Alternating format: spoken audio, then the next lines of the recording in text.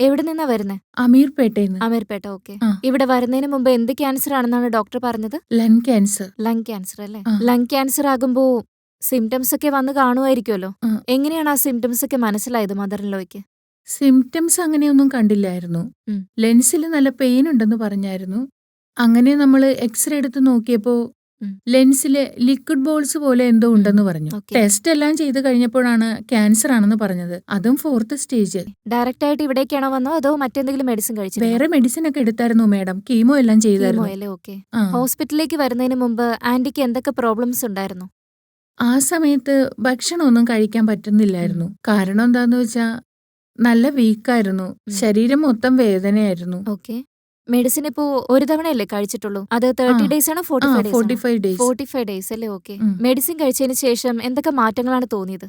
ഇപ്പൊ നല്ല ആക്റ്റീവാണ്. ആക്റ്റീവ് ആണല്ലോ. പഴയതുപോലെ ഓക്കെ. വേദനയൊന്നുമില്ല. ഓക്കെ. ആ.